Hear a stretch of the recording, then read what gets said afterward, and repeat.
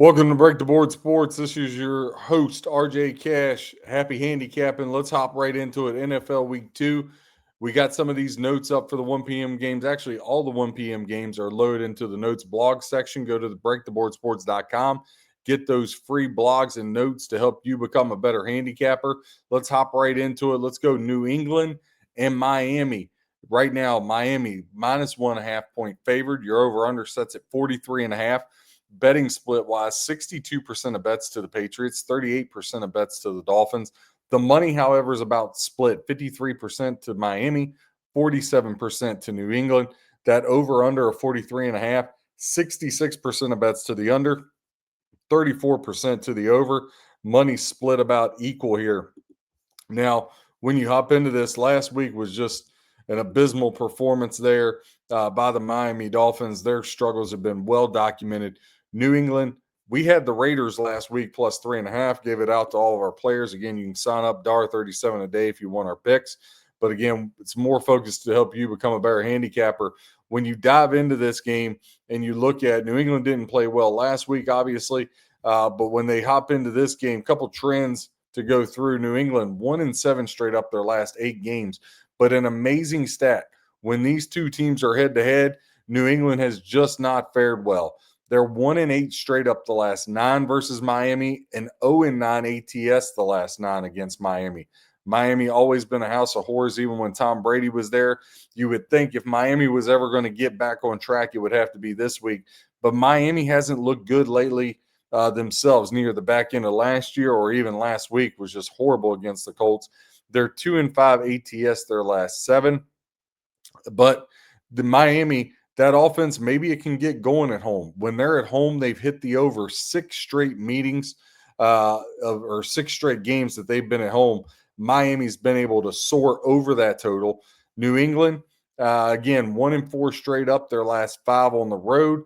New England has hit the under 10 of the last 14 games in September.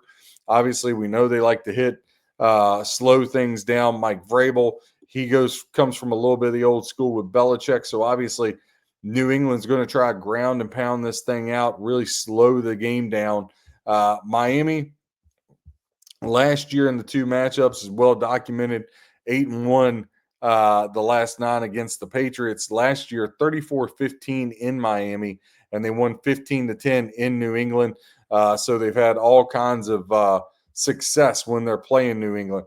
The Patriots have hit the first quarter money line 6 of their last 11 games. Nothing there to brag about. We talked about that first half total under.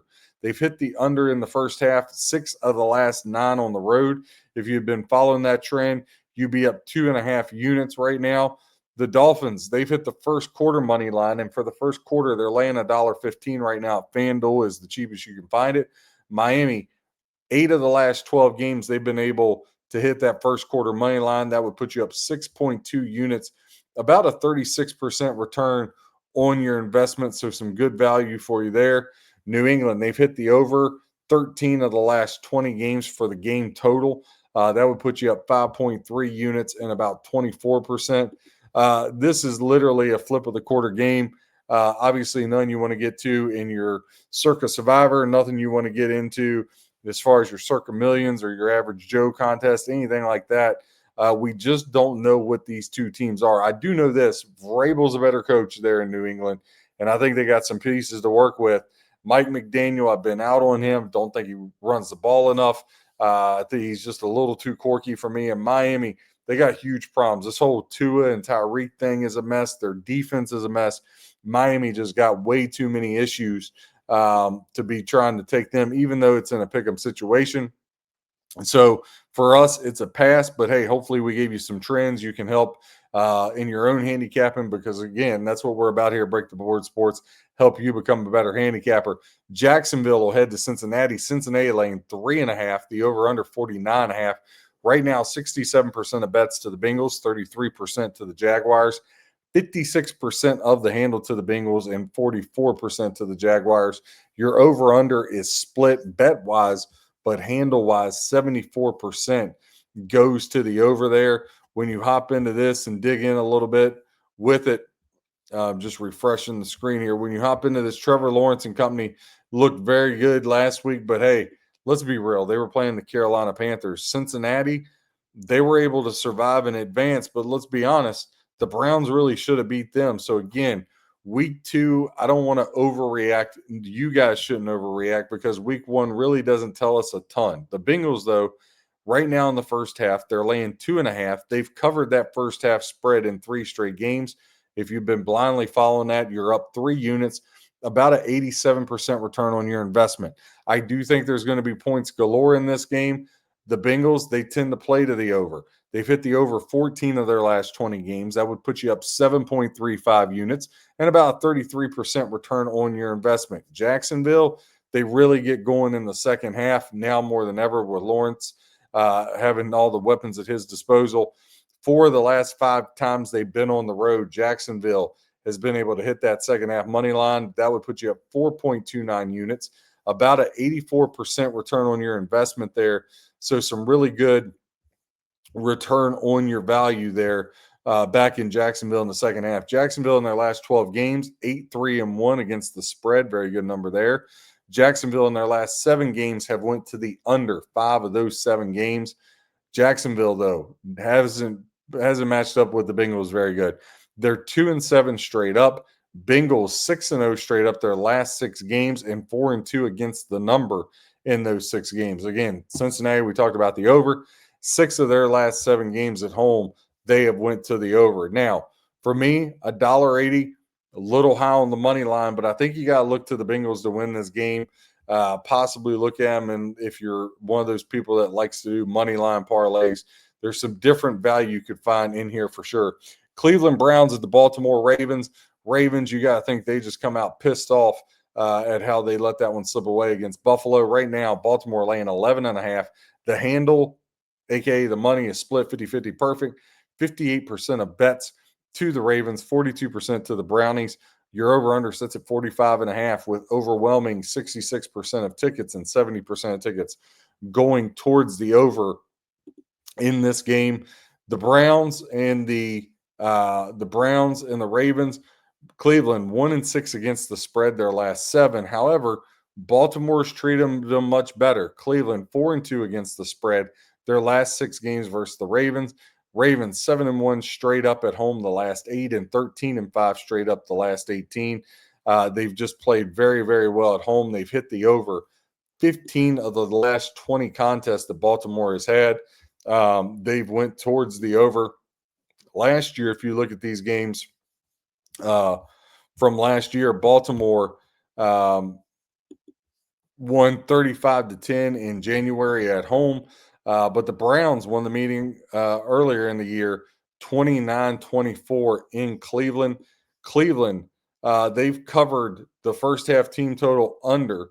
So their first half team total under 11 of the last 18 games. If you had blindly followed that, you're up about 3 units, about a 15% return on your investment.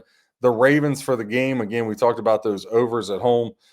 15 of the last 20, but they've hit their team total over 17 of the last 22 games. You'd be up 11.35 units, 42% return on your investment. Just something you really want to look at that. Again, we talked about the game total over. They've actually hit that 15 of the last 22, so 15-7 would put you up 8.4 units, about a 35% return on your investment. Right now, that number sits at 45.5 at FanDuel. So definitely something you can get in on there. Ravens, they cover the spread about 66% of the time their last 21 games. They're 14-7 ATS, 7.5 units, 32% return on your investment. Again, the Browns, they're going to get all 3 of my survivor picks this week. I hate to do it, but to me, you got to look to win in advance. Again, we just talked about Cincinnati. Maybe Cincinnati and Baltimore is a little money line parlay you like to throw out there, but definitely you can't back Cleveland here with 11.5. It's just a little too dicey. So to me, Baltimore in some kind of teaser or parlay form would be the way to go. Next game on the docket, Los Angeles Rams. They head to the Tennessee Titans. Titans very impressive against Denver, or was Denver just not as good as we thought? We're going to find out this week. Again, don't take too much out of week 1 and read into it. You get yourself in a lot of trouble. I did think Cam Ward extended plays very well, but there was one time late in the fourth quarter, I was watching the game on Red Zone. They said Cam Ward had only completed 4 passes to receivers. That's not going to get done. This young Rams defense is really, really good. Matt Stafford, Devontae Adams, Puka Nacua, they speak for themselves. But the Rams, maybe a sandwich spot here. Next week, they go to Philly, and their eyes is on that, maybe not on Tennessee. They're laying 5.5, 72% of tickets to the Rams, only 28% to the Titans. This is one of the more lopsided games of the weekend from a betting standpoint. 68% of the handle on the Rams, 32% on the Titans. You're over under at 41.5, split even when you get to the spread on that one. Or sorry, when you get to the over under, that's a split for it. The total has gone under 5 of the last 7 games for the Rams. They're 8-1 ATS their last 9. Just an incredible streak by McVay and company, being able to go 8-1 against the spread the last 9. But against Tennessee, pretty wild stat when I saw this. Rams 0-5 against the spread versus the Titans. But the Titans themselves 0-7 straight up their last 7, 1-6 ATS in that span. Just not going to get it done. The Titans 0-8 against the spread their last 8 games at home. You people that are betting the Titans, I guess you could say they're due. I don't know what else you're supposed to say there. But definitely this is a sharps, one of those pros Joe's games. If you're betting the Titans, you're either a fan or you're a Sharpie. The more betting public, I expect these numbers to rise even more. Titans right now are the 3rd biggest betting underdog of the weekend as far as cash goes. And I think they could surpass who right now the Bears are the most unpopular bet as they're playing the Lions right now. Lions and Cowboys getting the bulk of the money. So if you're looking on the flip side of that, what dog/favorites aren't getting the money? The Giants, the Bears, and the Titans. Again, if you remember last week, if you follow in the space, very highly documented the top 6 bets for like your circa millions against the spread, BetMGM, where Ben Fawkes and Ewing do a great job. You've seen some of that ticket count and all. Again, if you're following the public, most of the time you're following to a slaughter. You got to be really, really careful. San Francisco 49ers at the New Orleans Saints. This one is really just wrapped around with George Kittle being out. And then you got Brock Purdy. He's now out 2 to 5 weeks. Now, return of the Mac Jones, the guy Kyle Shanahan wanted to draft, steps in. Can Spencer Rattler finally get off the schneid? This is going to be his best shot to take advantage of a very wounded San Francisco 49er team. 49ers laying 3. Your over-unders 40.5. 73% of tickets and 75% of the money still on the Niners. I understand why. How could you get behind the New Orleans Aints? Aints getting 27% of tickets, 25% of the handle. That over-under of 40.5, about 61% of tickets and 64% of the money is headed to the under in that one. No surprise there. San Francisco head-to-head with the Saints. The 49ers are 6-2-1 ATS the last 9. New Orleans, they've been a train wreck, 0-5 straight up and 4-10 against the spread their last 14 games. Surprisingly, San Francisco hasn't been much better. They're 2-8 against the spread their last 10. When these two teams hook up, the over is cashed 6 of the last 9 games. So keep in mind to that. A lot of people are saying, Spencer Rattler, Mac Jones, there's not a lot of points going to be scored. You got to remember last week, that Arizona New Orleans game 20-13, but the Saints, they missed field goals. They made all kinds of mistakes. New Orleans, you could really make the argument, should have won that game. But look, for the total to go over 6 of the last 9, statistically, again, stats matter, trends matter. The over is hit 6 of the last 9 between these two teams, and it's 40.5. Last week, it was sitting on 33, and that's with all the missed opportunities from the Saints. Now, I know Spencer Rattler, he's notorious for missing opportunities, but I think the public's going to wake up and be really surprised. I think this thing is going over the total. I'm going to bet over the total, and that's going to be my call for this game this week. Seahawks at the Steelers. Steelers laying 3, 72% of the tickets to the Steelers. Overwhelming support, especially after that performance Aaron Rodgers and company had last Sunday. 28% of tickets on the Seahawks. Seahawks controlling about 42% of the handle. The Steelers controlling about 58% of the handle. You're over under 40.5. 30% of the money to the over, 70% to the under. Again, obviously, a lot of people looking under in this one. I feel like that value, though, has left as the week has went on and this total has been bet down. I think the value, again, has just been lost in that. I think it's really squeezing you. Seahawks 0-5 against the spread their last 5. It's been well documented. They got issues on the outside with their wide receivers. Can't really stretch the field. Sam Darnold is the quarterback we've seen his whole career.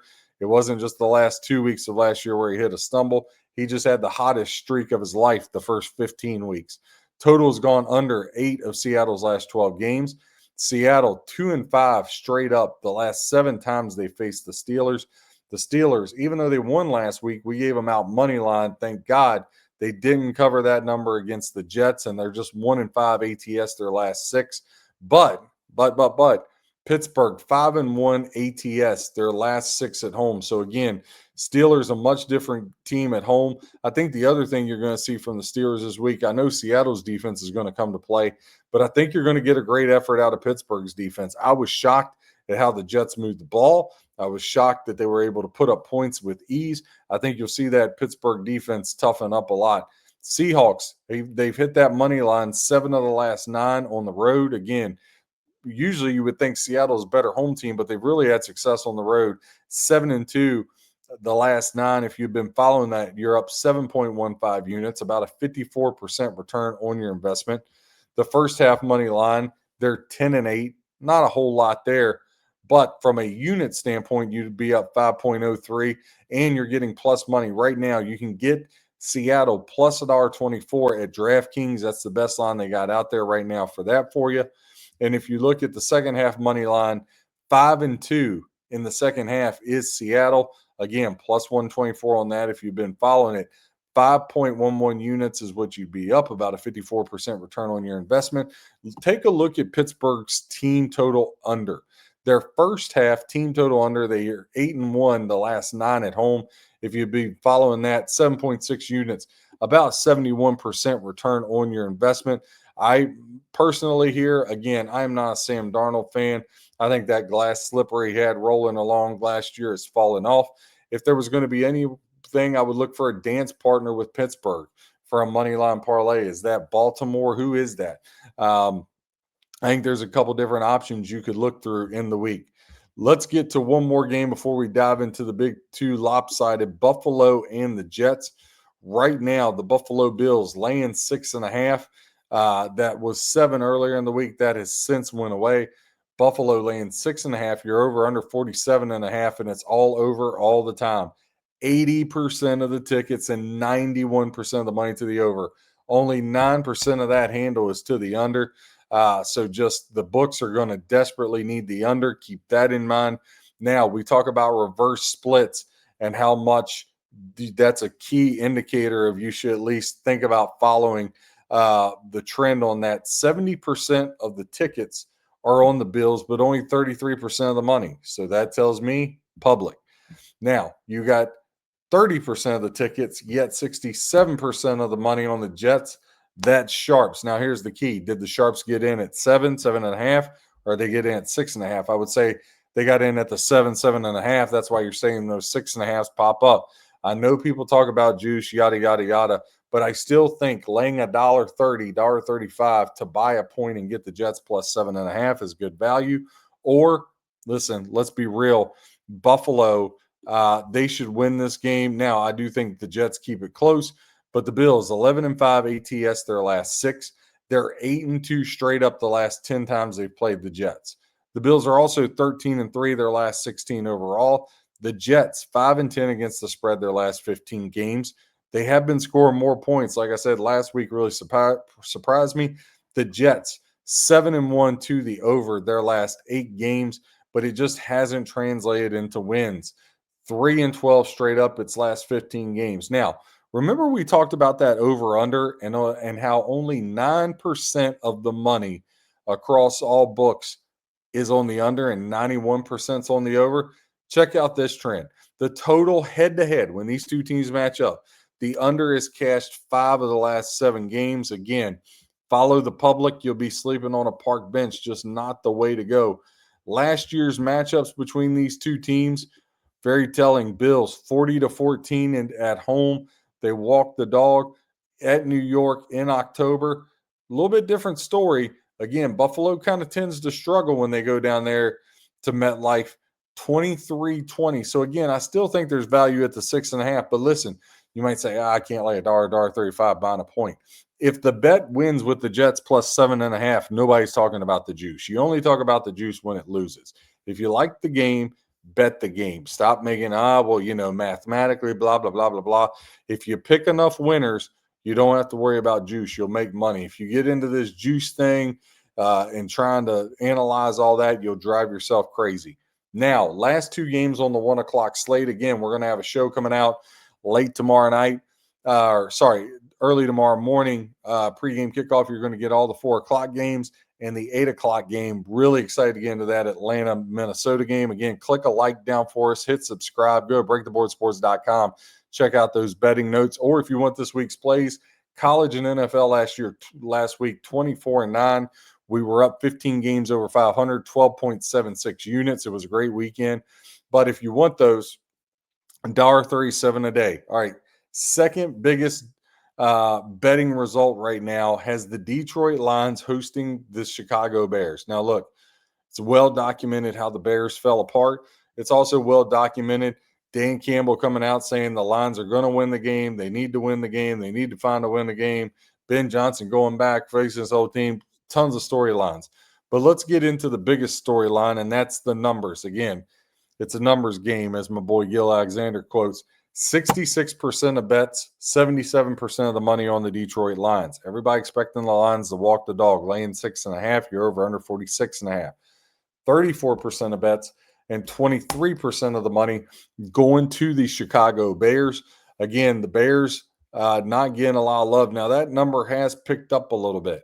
It was a little bit worse earlier in the day, so Bears starting to get some love. But I would say let's rewind back to last year, okay?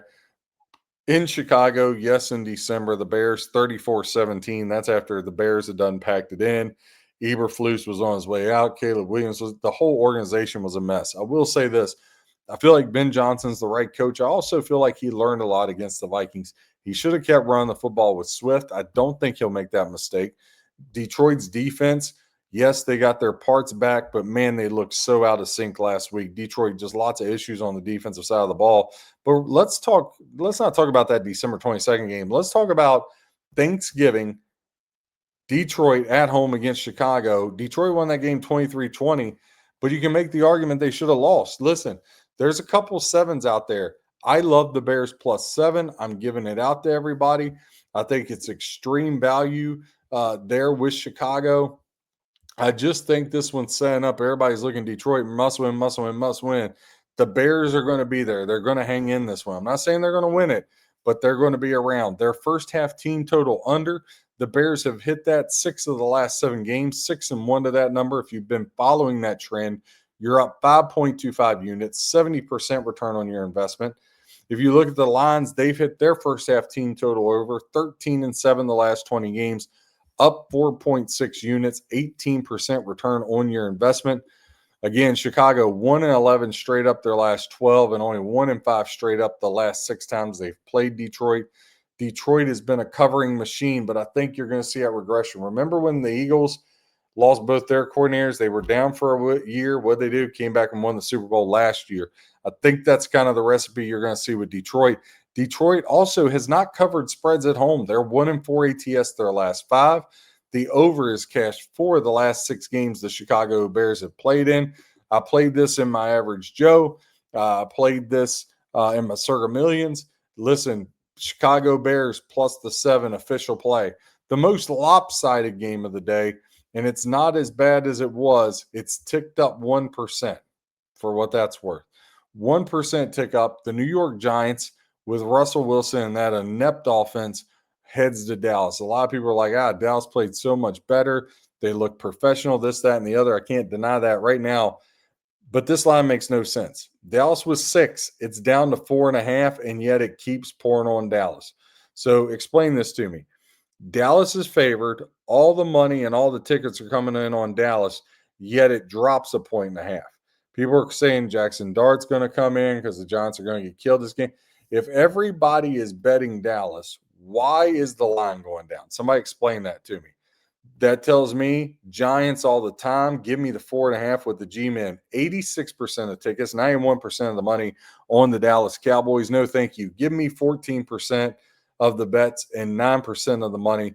I'll take my chances with the Giants. Listen, the Giants defense is very good. Washington only managed 21 points. I know they ran a ton on the ground. But listen, the Giants had their chances against Washington and didn't even take advantage. And when you look at Washington, they weren't so great Thursday night. We had the Packers money line in that one. Was never a sweat. Dallas, Philly, their defense didn't look that good either. Yes, they should have won the game. CeeDee Lamb driving balls. Now, I do think CeeDee Lamb has a very big day. But when I look at this, I just really think, Dallas has owned them. Look, let's get into the numbers a little bit. Giants 2-11 against the spread the last 13. They've went under the total 13 of their last 19. But listen, 4-12 against the spread their last 16 against Dallas. You might say, RJ, how can you do that? They're only 4-12 ATS the last 16. But Dallas is only 4-9 straight up its last 13. The over, when these two teams hook up, has hit 9 of the last 13 games. So 9-4 to the over. When I dug in a little bit deeper into this one, I said, all right, well, let's look at head-to-head in this one. Let's talk about Dallas, who's won 8 in a row against the Giants, right? They've beat the Giants 8 in a row.